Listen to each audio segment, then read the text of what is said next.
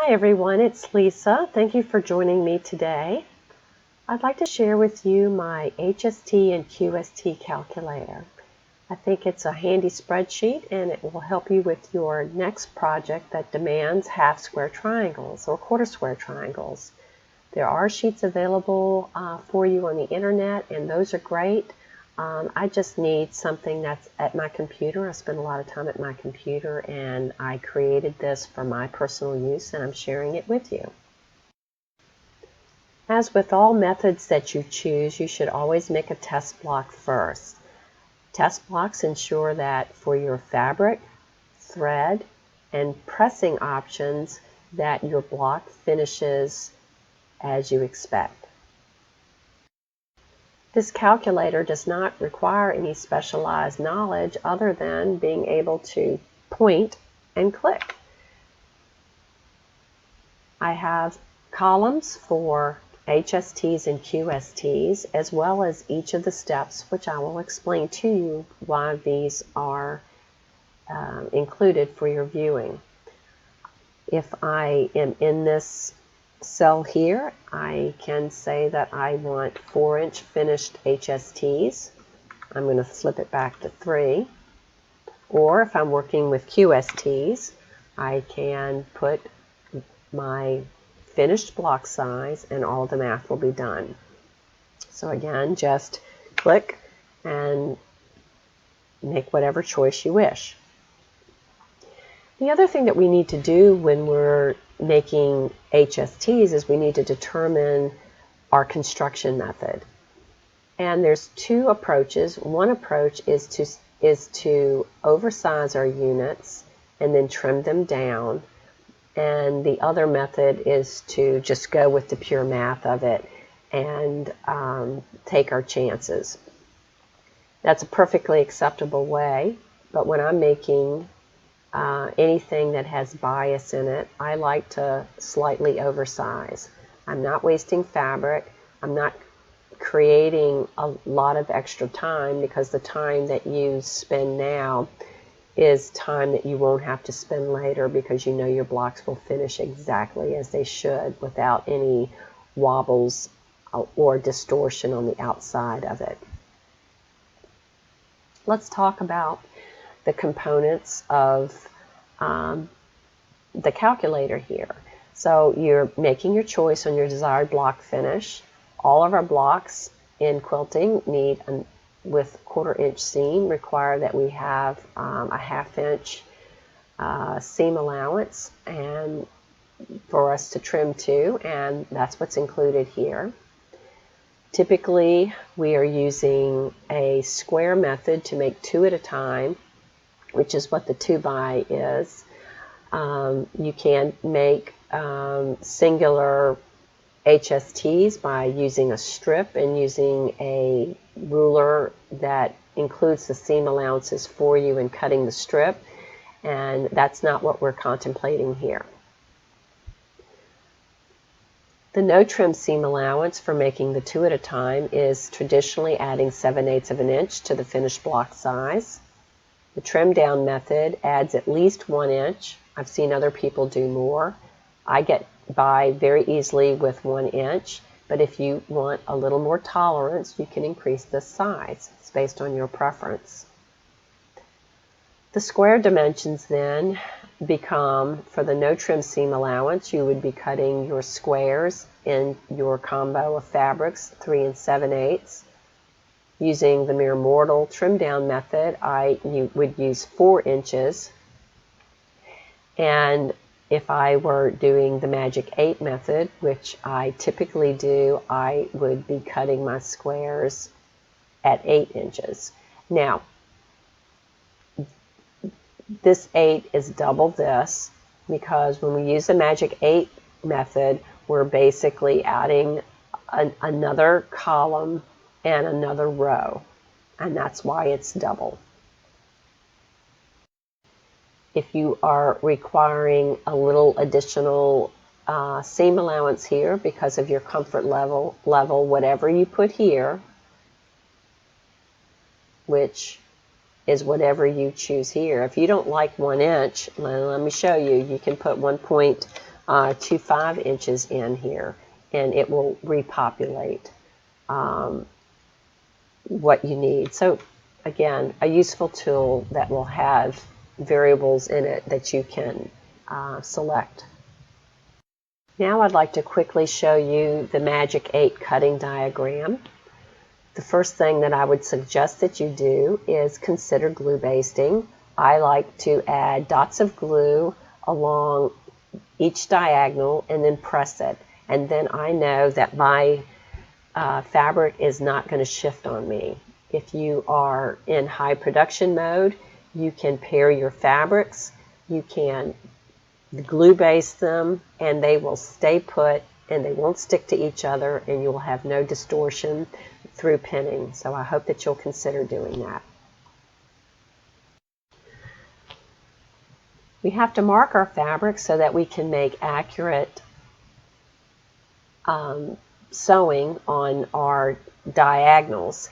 And remember, these are oversized units, so we do have some leeway, but not a lot, so it pays to develop good work habits.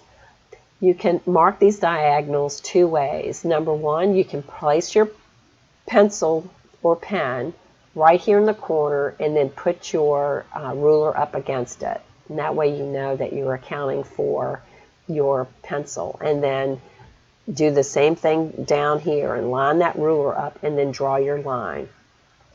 Do not use marking techniques that require you scrubbing. There's no need to scrub. A light pencil mark or using a Pima pen will beautifully mark your fabric. You're cutting on that line. It's not going to be in your project. I would avoid ballpoint pens or anything that could potentially run if you wash your quilt. A Pima pen or a pencil will not do that. My personal preference is to mark the diagonals, so that's just making 2 marks. I use my gated foot on my Bernina's sewing foot, which extends in front of the foot, and I'm able to place that right on this line. I like to sew with a scant 1/4 inch. That's not really necessary because this is an oversized unit, but I typically do that. And if you were using the no trim down method, you would definitely want to use the 7/8, rather the scant 1/4 inch. And I just, follow this line with my gated foot, and I'm going to be sewing exactly where I need to. The second thing is, once I've made all of my sewing lines, you have to cut the square. It is very important that you cut your bisecting vertical and horizontal lines first. If this is an 8-inch square, then you will know that this is right at 4 inches. That's a bisecting line. And this is a 4-inch bisecting line. So line your ruler up, make your cut. It should go straight through these. If it doesn't, just kind of double check everything. And then turn your ruler, or if you're on a rotating mat, turn your mat and then make this cut. I then leave my units intact, and I'm going to show you my preferred way to trim these. If you're making very small units, if you cut this on the cut line, you could end up with a very small triangle, and that is harder to cut. I like to cut these leaving them closed. Remember, we're trying to reduce the amount of effort that we're employing for every unit. So if you leave them closed, that means you can line your tool up on the seam line and then just make two cuts, and you've got a perfectly sized unit. Rotate the unit around, do the same thing, line up on the seam line, make 2 cuts. You can make these 2 cuts easily if you point this between 2 and 3 o'clock on your rotary mat, and you don't have to move the unit. You can easily and safely make those 2 cuts. I'd like to show you now a trim up tool that I like to use for the method that I've described. which is trimming your units while they're closed. The easiest way to do this is using a trim up tool that has the following qualities. This line here happens to be the diagonal on a square ruler. And this is basically just 1/2 of a square ruler. What you want are lines that run perpendicular to the diagonal, and this is what allows you to align this in the corner of your HST, align this perpendicular line with the seam line of your HST unit, and then you are simply making 2 cuts. Cut here and cut here. You're pointing your HST between 2 and 3 o'clock, lining up the seam, and when you're lining up the seam, you're lining up your tool here on this line. Excuse me, on this line, that's the cut line. You want it on your seam line. And here's maybe a little better example. This is where you can actually see the squares that are cut. Line it up here, and then make these 2 cuts.